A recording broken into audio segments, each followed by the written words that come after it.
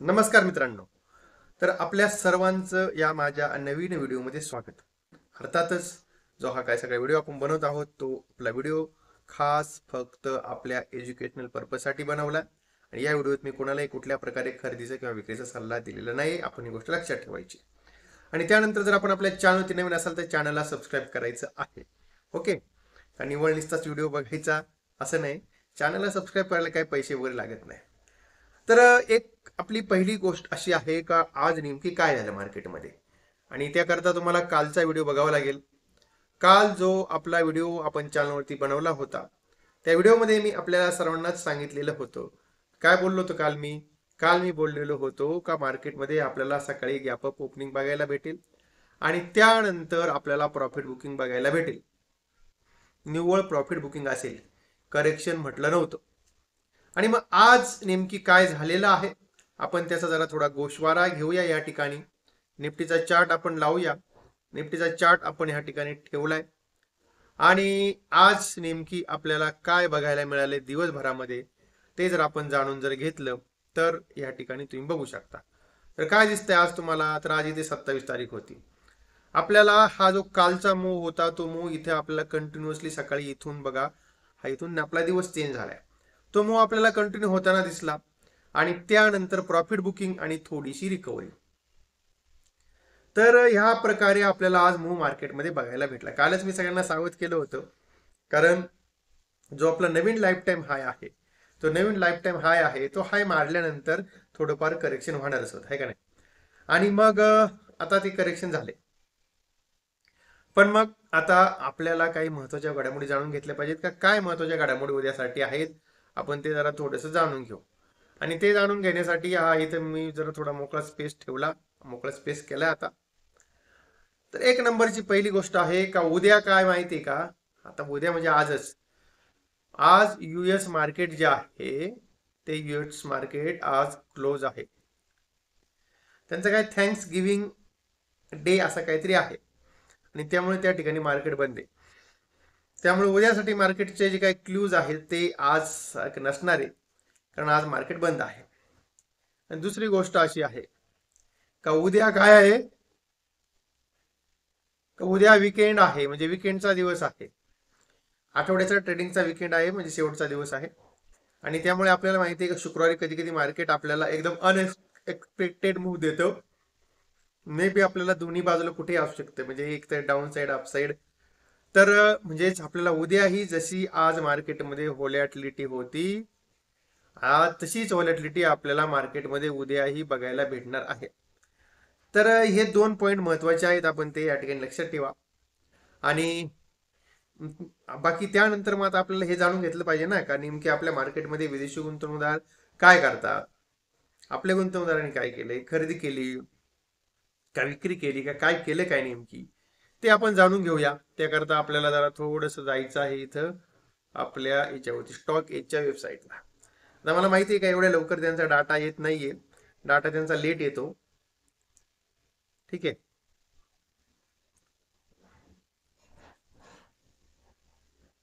नाही आलेला डाटा. ठीक आहे. 26 तारखेचा डाटा आहे हा. तर आता 26 तारखेचा डाटा आहे आणि थोडंसं आपण आपल्या एनएससीच्या वेबसाईटला चेक करूया. तर एनएससीच्या वेबसाईटला इथे या ठिकाणी बघू शकता आपण, जो डाटा दिसतोय त्यानुसार साधारणतः 1996 करोड रुपयाची कॅश मार्केटमध्ये सेलिंग जी आहे ती सेलिंग इथे या ठिकाणी बघायला मिळते, आपले एफ आय आय आणि एफ पी आय ची मिळून. आता त्यातून एफ आय आय ची कोणती आहे, किती आहे ते अजून या ठिकाणी कन्फर्म नाहीये, पण एकंदरीत असं वाटतंय थोडीफार कॅश मार्केटमध्ये सेलिंग त्यांनी केली असणार आहे.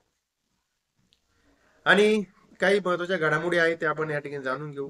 आपल्याला एक आहे स्टॉक सगळ्यांचा लाडका, त्याचं नाव आहे सुझलॉन. ह्या सुझलॉन मध्ये 16% आसपास करेक्शन बघायला भेटले 6 महिन्यामध्ये. ते करेक्शन बघायला भेटले त्याचं कारण आहे का त्यामध्ये म्युच्युअल फंड्स आणि एफ आय ने जी काही हिस्सेदारी आहे ती कमी केलेली आहे आणि ती कमी केल्यामुळे 6 महिन्यामध्ये हा स्टॉक 15% खाली आलेला आहे. कंपनीचा जर बघितलं तर जो कंपनीचा परफॉर्म आहे तो एकदम चांगला आहे, ऑपरेटिंग मार्जिन चांगला आहे, 10%च्या वरती आहे. बाकीच्याही सगळ्या गोष्टी आहेत, सगळ्या गोष्टी ठीकठाक आहेत. पण झालंय काय का ह्या ठिकाणी जे काय आपले आहेत विदेशी गुंतवणूकदार आणि जे म्युच्युअल फंड्स वाले आहेत त्यांनी त्या ठिकाणी त्यांच्या वेटेज या कंपनीतलं घटवलंय. आता इथे आपण बघू शकता का FII ने 23.2% 22.70% हिस्सेदारी केली आहे आणि जे आपले म्युच्युअल फंड्स वाले आहेत त्यांनी जवळजवळ 5.25%वरनं 5% हिस्सेदारी केली.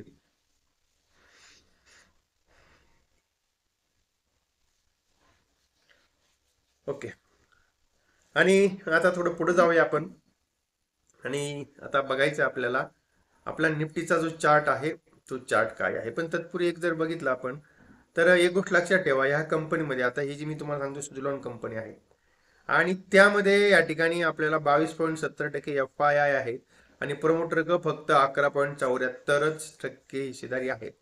यावरून आपण असं गेस करू शकता, कोणी म्हणाल काय फक्त की अर्धा टक्के तर हिस्सा विकलाय, पण अर्धा टक्के हिस्सा म्हणजे विचार करा, जो प्रमोटर आहे प्रमोटरकडे फक्त 12.25% आहे, FIS कडे जवळजवळ 23% हिस्सेदारी आहे आणि त्यामुळे आपल्याला FIचा जो जरी कमी हिस्सा असला तरी त्याचा परिणाम होणारच होता. ठीक आहे. आणि आता चार्ट आपण निफ्टीचा एकदा या ठिकाणी बघू. निफ्टीचा चार्ट या ठिकाणी आपण लावतोय आणि चार्ट इथे लावल्यानंतर एकदा हे पिवट पॉइंटला जरा थोडस गायब करतो आणि त्यानंतर डे टाइम फ्रेम वरती येऊया. आपण इथे डे टाइम फ्रेम वरती आलो आणि डे टाइम फ्रेम वरती या ठिकाणी आपण बघू शकताय का काय दिसतंय आपल्याला.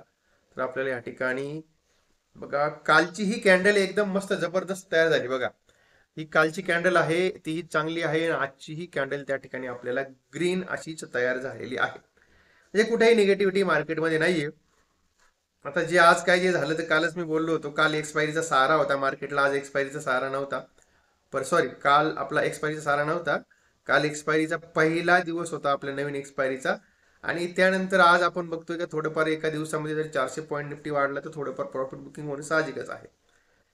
आणि मग आता आपल्याला खरेदी करण्यासाठी काय आहे महत्वाचा झोन, तो आपल्याला या ठिकाणी जाणून घ्यायचा आहे.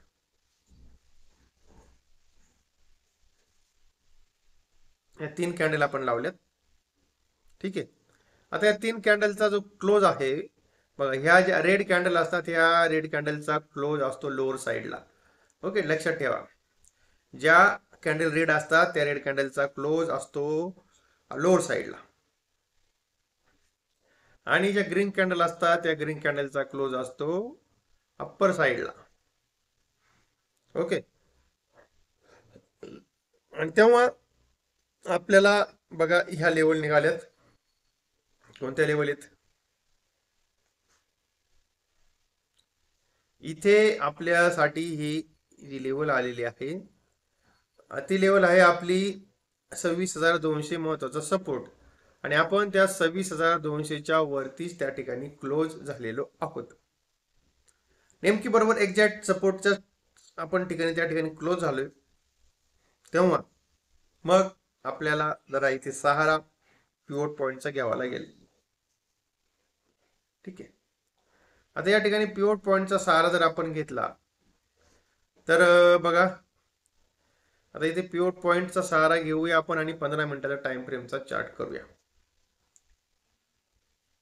ठीक आहे. 15 मिनिटाचा या ठिकाणी टाइम फ्रेमचा आपण हा चार्ट केला आणि त्यानुसार आपण या ठिकाणी बघू शकताय का आपल्याला जो आपला पुढचा पिवट पॉइंट होता जो आपण म्हणूया R1 म्हणजे रेजिस्टंट 1, तो होता आपला 26,332. त्याचा आकडे जर आपल्याला थोडेसे जर डार्क करता आले तर करता येतील का बघूया आपण. इथं काही तसं काही ऑप्शन तिथं दिसत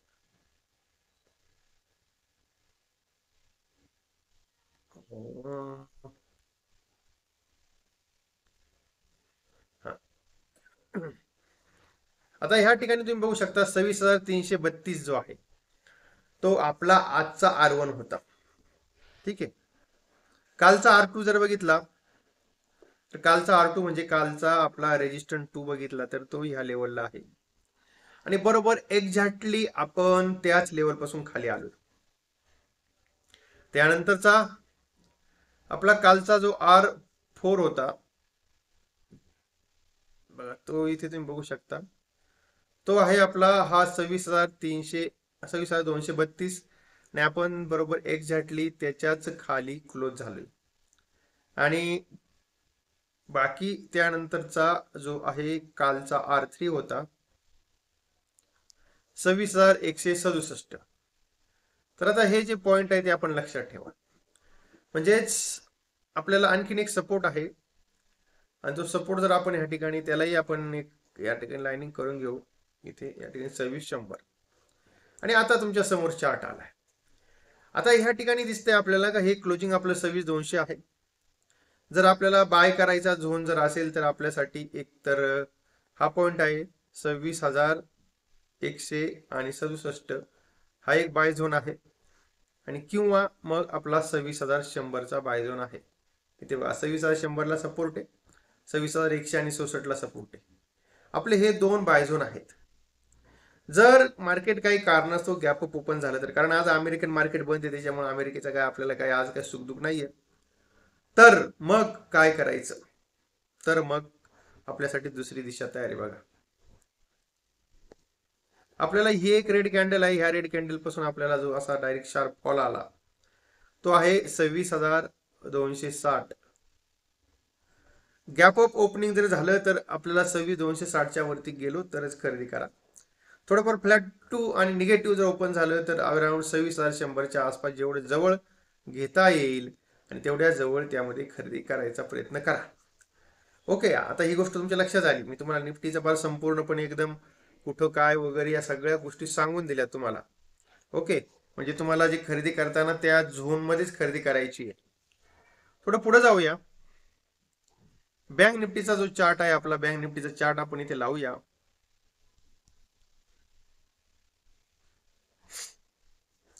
हा बँक निफ्टीचा चार्ट इथे लावलाय. बँक निफ्टीच्या चार्ट वरती बघूया आपण का आजही नवीन एक लाईफ टाइम हाय बँक निफ्टीने मारलाय.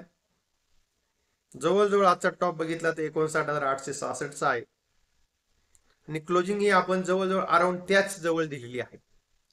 डे टाइम फ्रेम वरती जर या ठिकाणी बघितलं तर हा बँक निफ्टीचा चार्ट वरती आपल्याला कॅन्डल आहे, कालची कॅन्डल ग्रीन आहे, आजची कॅन्डल ग्रीन आहे. सगळ्यात महत्वाचं म्हणजे हा एक मोठा रेस्टल होता 59,375, त्याच्यावरती काल आपली क्लोजिंग झाली आणि त्यानंतर आज आपल्याला एक छानशी मुवमेंट बघायला भेटलेली आहे. तेव्हा आता इथे जर बघितलं तर नोव्हेंबर महिन्यामध्ये आपल्याला जवळजवळ अराउंड बघा, इथे नोव्हेंबर महिन्यामध्ये 58,000 पासून तर 59,800 पर्यंत जवळजवळ 2,000 पॉईंटची तेजी आपल्याला नोव्हेंबर महिन्यामध्ये बँक निफ्टीमध्ये झाली. पण मग उद्या खरेदी करण्यासाठी काय महत्वाचा पॉइंट आहे बँक निफ्टीसाठी तोही आपण जाणून घेणार आहोत. इथे बघा, ह्या ठिकाणी आपल्याला खरेदी करण्याची जी झोन आहे बँक निफ्टीमध्ये तो लेवल आहे अराउंड बघा, तो आहे 59,657. तो आपल्याला एक मेजरली सपोर्ट आहे. बघा, इथून या ठिकाणी मार्केटने आपल्याला थोडं फॉल झाला आणि त्यानंतर या ठिकाणी कन्सोलिडेशन करून सपोर्ट घेतला. पण आपल्याला एवढ्या लवकर घाई करायची नाहीये.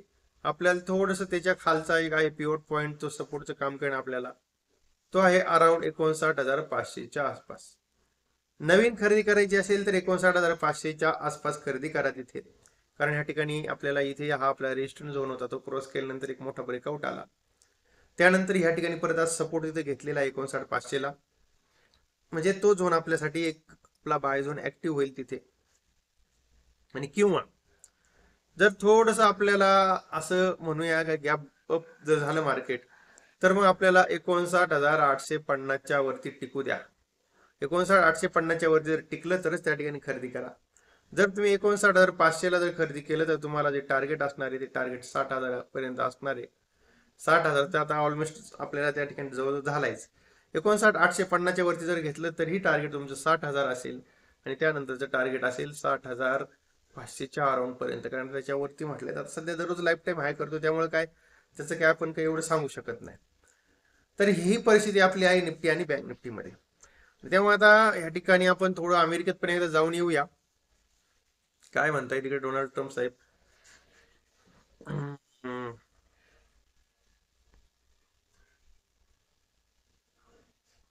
आता या ठिकाणी जे चालू आहे ते चालू डाव फ्युचर आहेत, फ्लॅट टू पॉझिटिव्ह आहेत. त्यानंतर आज आपला जो डॉलर इंडेक्स आहे तर त्याचंही कामकाज बंद आहे आणि चालू आहे तोही 99.57च्या आसपासच आहे. कम्युनिटीमध्ये या ठिकाणी बघूया आपण तर त्या ठिकाणी क्रूड ऑइल मध्ये थोडी तेजी दिसते. सोन्यामध्ये थोडंसं करेक्शन आहे, चांदीमध्ये थोडंसं आपल्याला मार्जिनली करेक्शन दिसतंय, कॉपरमध्ये थोडंफार करेक्शन आहे. तर म्हणजे इतकं काय विकनेस असं नाहीये. बॉन्ड यील्ड आपल्याला त्या ठिकाणी फ्लॅट टू पॉझिटिव्ह निगेटिव्ह आहेत, म्हणजे ग्लोबल माहोल चांगला आहे, इतकं काही टेन्शन घ्यायची गरज नाहीये. ओके. आणि तेव्हा आता एकंदरीतच इथे आपण थांबतोय. अर्थात हा जो काही सगळा व्हिडिओ होता तो सगळा व्हिडिओ मी आपल्यासाठी एज्युकेशनल पर्पज म्हणून बनवला होता. या व्हिडिओमध्ये तुम्हाला कुठल्याही प्रकारे खरेदीचा किंवा विक्रीचा सल्ला मी दिला नाही, याची कृपया नोंद घ्या. कुठलाही ट्रेड करताना आपण आपल्या जबाबदारीवरती ट्रेड करा. माहिती चांगली वाटली असेल, तुम्हाला जर हा माझा समजा व्हिडिओ चांगला वाटला असेल तर आपण आपल्या व्हिडिओला लाईक करा, शेअर करा आपल्या मित्रांपर्यंत आणि चॅनलला सबस्क्राईब करायला बिलकुल विसरू नका.